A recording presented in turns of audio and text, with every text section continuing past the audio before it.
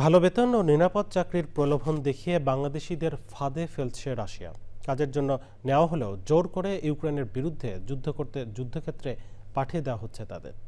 মার্কিন সংবাদ মাধ্যম এপির অনুসন্ধানমূলক প্রতিবেদনে চাঞ্চল্যকর এসব তথ্য উঠে এসেছে। পালিয়ে দেশে ফিরে আসা কয়েকজন জানিয়েছেন তাদের জোর করে সামরিক শিবিরে পাঠিয়ে যুদ্ধ করতে বাধ্য করা হতো। রিপোর্টে আরও জানাচ্ছেন সুদীপ্তা মাহমুদ।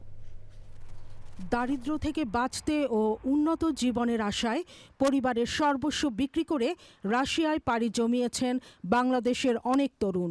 বৈধ ভিসায় ভালো চাকরির প্রলোভন দেখিয়ে তাদের নিয়ে যাওয়া হয়। বলা হয়েছিল তেল কোম্পানিতে কিংবা নির্মাণ শ্রমিক হিসেবে ভালো বেতনে চাকরি পাবেন তারা।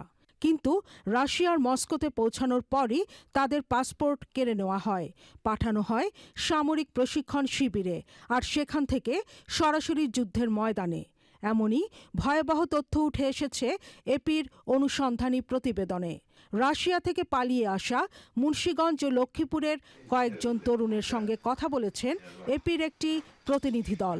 কীভাবে শুয়ে আমরা সামনে যাইতে হইব এগুলো শিখেছে। তারপর আমরা এখানে গুলি পড়ছিল, এই রক্তটা কীভাবে বন্ধ করতে হবো, একটা প্লাস্টিকের দিছিল, দড়ি দিছিল, রাবারের একটা এটা ভাঙবো কীভাবে এক হাত দিয়ে, যেমন কি এত আপনার অসুস্থ হয়েছে এই হাত কীভাবে ভাঙবেন এক হাতে, ওই সিস্টেমটা দেখাইছিল আর কি। ওইখানে কমান্ডার যে আমাদের ট্রেনিং দিয়েছিল না, ওরা বলতে তোরা তো ঠিকই নিয়ে নিয়েছিলাম, না পারলে সোয়ার দিত, লাথি দিত, যে শু ছিল না ওগুলো দিয়ে লাথি দিত।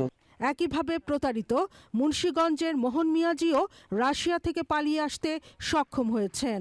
তিনি জানান তার সাথে হওয়া নির্মম সব ঘটনার কথা। এখানে একটা টর্চার সেল ছিল, ওইখানে তারা মুখে হিট করে বেশি, তারপরে বেলচাস এগুলো দিয়ে, মানে তার যেই স্টাইলে মনে চায় ওই স্টাইলে মারার পরে উলঙ্গ করে তারপরে এই টর্চার সেলে বইরা রাখে, হাতে হ্যান্ডকাপ পরায় রাখে।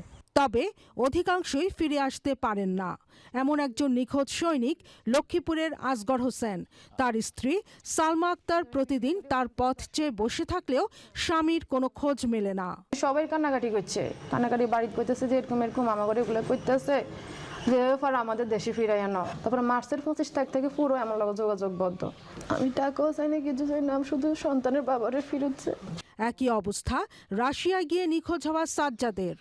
ড্রোন হামলাতে কিছু লোক আহত হয়েছে, আবার কেউ কেউ মারা গেছে।